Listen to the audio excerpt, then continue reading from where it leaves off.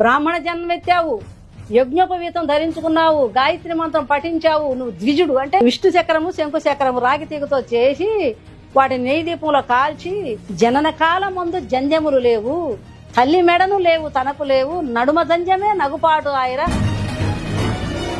నా మైండ్ లో ఉంది కదా, కృతయుగం, త్రేతాయుగం, ద్వాపార యుగం, కలియుగం అని ఇన్ని యుగాలని చెప్పి చెబుతున్నారు కదా. యేసుమతం వచ్చేంత 2000 సంవత్సరాలే అంటున్నా.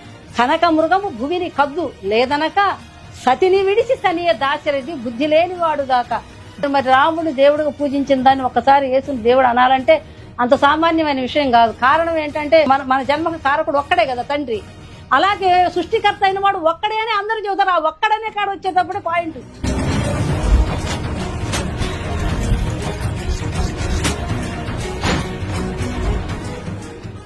నా జీవితంలో కలిగినటువంటి అనుభూతులు, మా అమ్మగారిది వినుకొండ తాలూకా చెల్లవాడు గ్రామం, మా నాన్నగారిది ఇది అద్దంకి తాలూకా పల్లిపురం మండలం కొప్పిరపాడు గ్రామం. మా తల్లిదండ్రులు, తండ్రి గారి పేరు వెంకటస్వామి, అమ్మ పేరు రాములమ్మ. పొలాలైతే ఉన్నాయి. నాన్నడు 4 అన్నదమ్ములు. బ్రతకటానికి మరి వర్షాలు పడితేనే పంటలు, లేదా పంటలు లేవు. రేపల్లె యొక్క పట్టణానికి వలస వెళ్ళి అక్కడ వాళ్ళు స్థిరంగా ఉన్నప్పుడు మేము అక్కడ 4 ఆడపిల్లలం పుట్టాం. నాన్నగారికి 4లో నేనే పెద్దదాన్ని. నా పేరు అంజమ్మ. తర్వాత 2వ అమ్మాయి వెంకటరత్నం, 3వ అమ్మాయి పేరు ధనలక్ష్మి, 4వ అమ్మాయి పేరు కృష్ణవేణి. అయితే మా జీవితంలో అమ్మతోటి అనుభవాలు చాలా తక్కువ. 12 ఏళ్ల వయసులో అమ్మగారికి జబ్బు చేసి చనిపోవటం జరిగింది. చాలా వేదనకరమైన విషయం ఇది. చాలా అయితే అమ్మ చాలా మంచి జ్ఞానవంతురాలు. చదువు అయితే లేదు కానీ చాలా జ్ఞానవంతురాలు. నాన్న చదువుకున్నాడు. నాన్నగారు మరి మేము నాయ బ్రాహ్మణ్స్ కనుక సేవింగ్ చేస్తూ ఉండేవాడు నాన్న.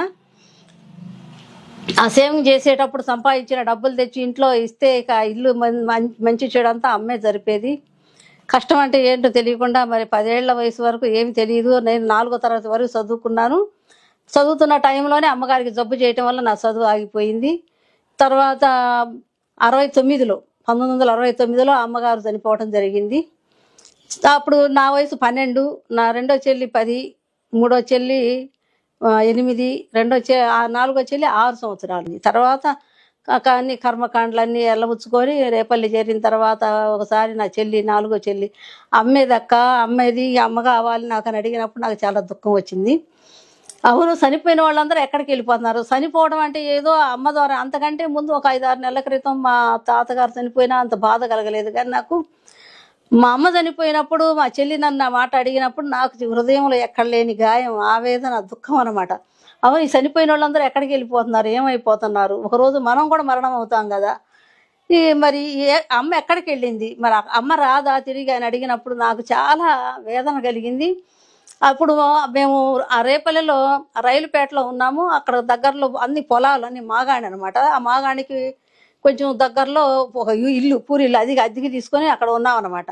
ఆరు బయట పడుకున్నప్పుడు ఆకాశ నక్షత్రాల వైపు చూసినప్పుడు ఆ ఆకాశంలో నక్షత్రాలను చూసి ఇవన్నీ ఎవరు చేశారు, ఎక్కడి నుంచి వచ్చినాయి ఇవన్నీ, ఈ భూమి ఎక్కడి నుంచి వచ్చింది, ఎట్లా కలిగినాయి ఇవన్నీ అని చెప్పి ఒక ప్రశ్న నా హృదయంలో ఉందన్నమాట. చిన్నప్పుడే నాకు ఒక గాయం అనమాట అది. అమ్మ చనిపోవటమే నాకు భయంకరమైన వేదన, దుఃఖము, బాధ. ఆ చెల్లెళ్ళని ఇక వాళ్ళని నేను ఇక అప్పటి నుంచి కూడా ఇక చదువు పోయింది. వాళ్ళకి వండటం, పెట్టడం, చేయటం జరుగుతూ వచ్చింది. ఎటు మాకు పొలాలు అవి ఉన్నాయి కదా ఇక్కడ కొప్పరిపాడు గ్రామంలో. అప్పటికి నాగార్జున సాగర్ ఇక ప్రారంభోత్సవం అయింది. ఇక పంట వర్ష నీళ్ళు వచ్చినాయి అంటే మనకి పంటలు సమృద్ధి పండుతాయని పొలాలు ఉన్నాయి కాబట్టి మళ్ళీ వెళ్ళిపోదాం అనుకొని ఇక అప్పుడు మేము 12 ఏళ్ల వయసులో ఇక్కడ మళ్ళీ కొప్పరిపాడు గ్రామం వచ్చాం. ఇంకా మా నాన్నగారు సేవింగ్ చేసే ఆ స్థలంలో అక్కడ బుక్ స్టాల్ ఉండేది.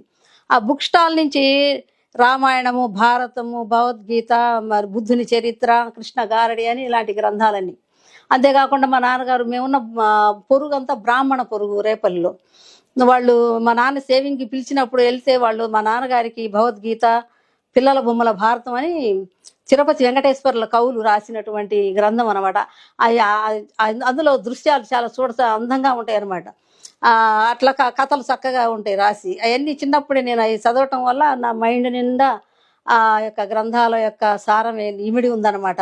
అంతేకాకుండా నేను రామాయణం చదివినప్పుడు రాముడు ఏకపత్ని వ్రతుడు, సత్యవాక్య పరిపాలకుడు, మరి మనుషులను కన్నబిడ్డలాగా పరిపాలన చేశాడు, అన్నదమ్ములను ప్రేమించాడు. కనుక మనం కూడా అది ఆదర్శంగా తీసుకొని మనం కూడా అలాగే కుటుంబాలు అలా ఉండాలి అని ఆ యొక్క ఆదర్శంతో నేను పెరగటం జరిగింది. తర్వాత నా వివాహం అయిన తర్వాత కూడా మా మరుదులు నేను నా పెళ్ళై వచ్చేటప్పుడు మా అత్తగారు లేదు, చనిపోయింది. వీళ్ళిద్దరు అన్నల తమ్ములు, చిన్న మామయ్య పిల్లలు ఉన్నారు, వాళ్ళు ఒక ముగ్గురు. ఏర్లు లేవు, అందరు కలిసే ఉండేవాళ్ళు అనమాట. దాన్ని బట్టి ఇక వాళ్ళని కూడా మరి మా చిన్న మామయ్య చనిపోయినా కూడా మళ్ళీ చిన్న మామయ్య పిల్లల్ని పెంచాం. డిగ్రీ చదివాడు అబ్బాయి మా దగ్గర. మా రెక్కల కష్టం మీద మేము ఆ అబ్బాయిని చదివించాం. ఎందుకంటే అందరం ఐక్యత కలిగి ప్రేమ కలిగి నడుచుకోవాలి, ఒకరి కష్ట సుఖాలు పంచుకోవాలని ఆనాటి నుంచి చిన్నప్పటి నుంచి ఆ భక్తిలో అట్లా పెరగటం జరిగింది. నేను చేసుకున్నవాడు మంచివాడు అవటాను, నాకు ఇంట్లోంచి బయటికి పోయి నేను రూపాయి సంపాదించడం ఎట్టాడుతూ నాకు చేత కాదు.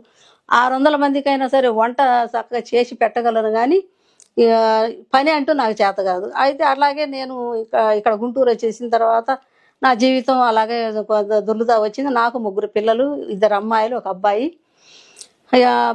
అప్పుడు నేను పెద్ద అమ్మాయికి వివాహం చేయాలి అనుకున్నప్పుడు నాకు కొన్ని సమస్యలు ప్రారంభమైనవి. దానికంటే ముందు నేను విషయం చెప్పాలి. ఎందుకంటే రామాయణ భారతాలు చదువుతున్నాను కాబట్టి అందరూ ఇంటే బాగుండి ఈ రామాయణం గురించి భారతం గురించి తెలుసుకొని అందరూ అటు మంచి పద్ధతుల్లో నడిస్తే బాగుండు అనేటువంటి ఒక ఆలోచన ఉంటా ఉండేది. ఎవరింటారు లేచిన దగ్గర నుండి ఎవరి పనులు వాళ్ళకి, ఎవరి జీవితం వాళ్ళది, ఎవరి సమస్యలు వాళ్ళవి అలా ఉండేది. అయితే నేను ఎప్పుడు 4 గోడల మధ్య నుంచి బాయిలో కప్పలాగా ఎప్పుడు ఆ పుస్తకాలు చదువుకుంటా ఇంట్లోనే ఉండేదాన్ని. అయితే ఒక సందర్భం వచ్చింది, నేను బయటికి వెళ్ళాల్సిన పరిస్థితి వచ్చింది. ఎందుకంటే మా మరిదికి పెళ్ళి అయిన తర్వాత అందరం ఇంట్లో కూర్చొని తింటే కుదరదు కదా అని చెప్పి నేను అట్లా బయటికి ఒక పనికి వెళ్ళటం జరిగింది. కంపెనీకి పనికి వెళ్ళిన కాడ వెళ్తా కూడా ఈ పుస్తకాలు తీసుకొని పోయి వాళ్ళకి రామాయణం బోధిస్తూ ఉండేదాన్ని. అప్పుడు ఒక అమ్మాయి అందనమాట, నేను రామాయణం బోధిస్తూ ఉంటే అవుట్ బెల్లు కూడా బయటికి వెళ్ళకుండా కూర్చొని నేను చదివి చదువుతుంటే ఈయనే ఆమె కూడా ఇష్టంగా కూర్చొని ఏంటంటే ఓ రోజు ఒక అమ్మాయి వచ్చి అంటుందన్నమాట, మా యేసుప్రభు గొప్ప అని అంది. అంటే నేనే అమ్మాయిని ఏమి కోపడలేదు, కానీ లోపల లోపల అనుకుంటున్నారు ఏంటి ఆయన గొప్ప. మరి మా రాముడు ఒక బాణం వేస్తే 1000 రాక్షసులు కూలిపోయారు. మరి ఆయనేమో సిలువలో ఆ రకంగా కొడతంటే కొట్టించుకున్నాడు, ఒక మహిమ చూపించి దిగి వచ్చినట్టు. అందరూ ఆయన దేవుడని ఆయన ఆరాధించేవాళ్ళు కదా, పాపం ఎందుకు వేసారు ఆయన సిలువ ఏమి తెలియదు, అసలు ఏసైన గురించి అసలు ఏమి తెలియదు. ఎందుకు వేసారు ఆయన సిలువ అని చెప్పని, పాపం ఎందుకు వేసారు అని నేను పాపం తలుపుతున్నా ఆయన్ని, ఎందుకు వేసారో పాపం అన్నాను. అది దాదాపు 91, 92 నాకు అది అక్కడ గుర్తులేదు, కానీ 92 కావచ్చు. ఆ తర్వాత ఆ 92వ సంవత్సరంలోనే నాకు ఒక సమస్య ప్రారంభమైంది. మా మామయ్య గారు ఆ 92వ సంవత్సరంలోనే చనిపోవడం జరిగింది.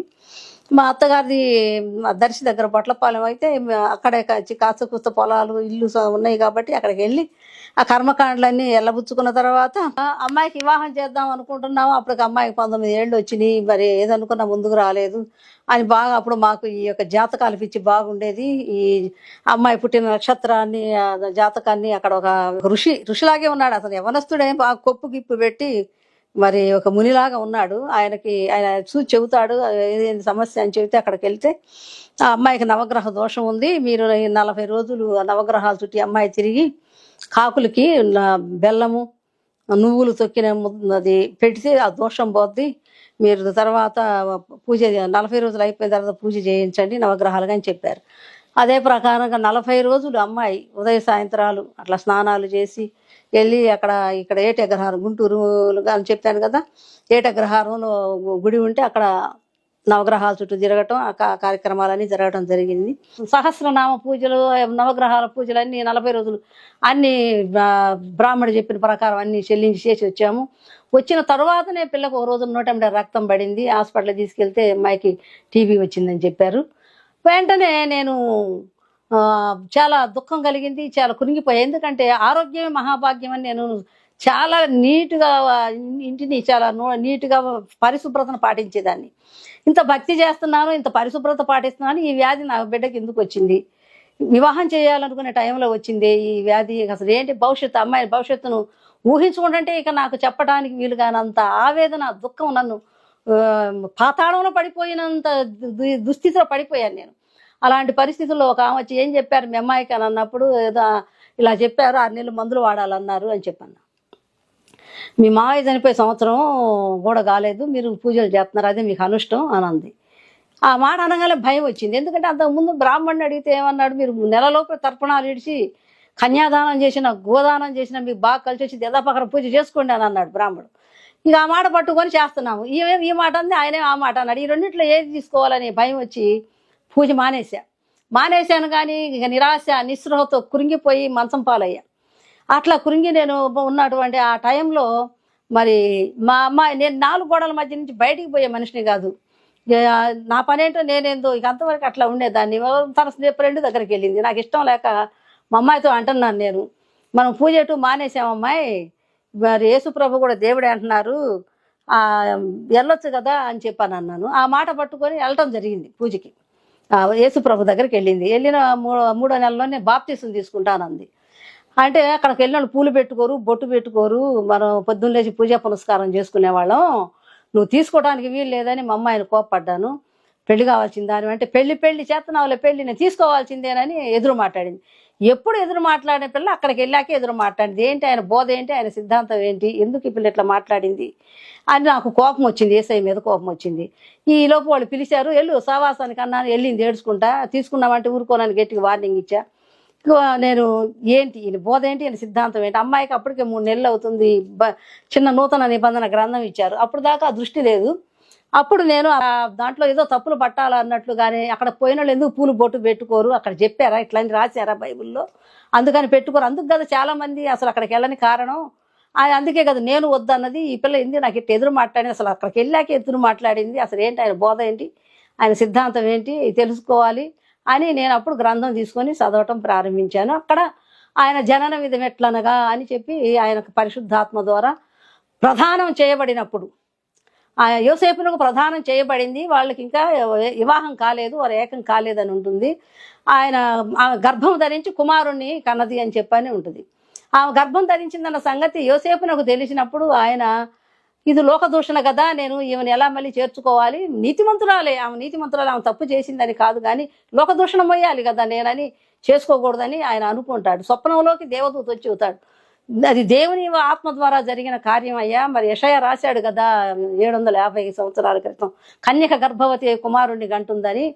అదే ఈమెకు సంభవించింది. ఆయన ప్రజలను వారి పాపాల నుండి విడిపించుట కొరకు ఆమె గర్భం ఇట్లా పుడతాడని చెప్పిన మాట ఈమె ద్వారా నెరవేరుతుందని చెప్పి ఆ దూత చెప్పిన మాటని ఆయన తీసుకొని ఇష్టపడతాడనమాట. ఆమెను చేర్చుకునేను అని ఉంటుంది. చాలా పవిత్రంగా ఉందే ఈయన జన్మ అని చెప్పి నేను చాలా ఆనందించాను, సంతోషించాను. తర్వాత ఈయన బోధ ఏంటి, ఈయన సిద్ధాంతం ఏంటి అని కదా, తప్పు పట్టాలని కదా నేను చదువుతుంది. అక్కడ కొండ ప్రసంగం చేస్తారు ప్రభు. ఆ కొండ ప్రసంగంలో ఆత్మ విషయమై దీనులైన వారు ధన్యులు, పరలోక రాజ్యం వారిది, దుఃఖపడు వారు ధన్యులు, ఓదార్చబడుదురు అని ఉంటే, ఇక్కడ కూడా ఏదో మంచి మాటలే ఉన్నాయే. ఆత్మ విషయమై దీనులైన వారు ధన్యులు, పరలోక రాజ్యం వారిది, దుఃఖపడు వారు ధన్యులు, ఓదార్చబడుదురు అంటున్నాడు.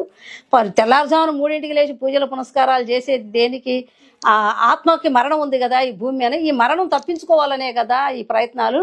ఇక్కడ కూడా అయ్యే మాటలు చదువుతున్నారు, చాలా బాగానే ఉందని చెప్పి నేను అవి చదువుతా ఉన్నప్పుడు, దుఃఖపడు వారు ధన్యులు, ఓదార్చబడుదురు అంటే, నేను ఇప్పుడు దుఃఖంలో ఉన్నా, నా బిడ్డకు అనారోగ్యం వచ్చింది అని చెప్పుకుంటున్నాను ఆ మాటలోనే. మళ్ళీ కిందకు వచ్చేటప్పటికల్లా, మరి నీతి నిమిత్తమై హింసించబడు వారు ధన్యులు, తృప్తిపరచబడతారంటే, అయ్యా మేము నీతి కలిగే జీవిస్తున్నామయ్యా అని నేను, నా సమాధానం వస్తుంది లోపల. చదువుతా ఉన్నప్పుడు, హృదయ శుద్ధి గల వారు ధన్యులు దేవుని చూచెదరు అని అన్నప్పుడు, ఉదయ శుద్ధి మరి కావాలనే, చూడాలనే అది తాపత్రయం. ఈ రాత్రింబవళ్ళు మరి దేవుని కొరకు తపిస్తూ మరి యాత్రలు చేస్తూ ఇంత పూజలు చేస్తూ తిరుగుతున్నాం కదా అని చెప్పి నేను ఆనందపడతా ఉన్నాను.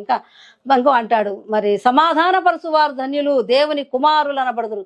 దేవుని కుమారులు అనిపించుకోవాలంటే ఎంత గొప్ప మాట, దేవుని కుమారులు అనిపించుకోవాలంటే నిజంగా ఎంత గొప్ప దేవుడు ఈయన అని అది లోపల జరుగుతుంది.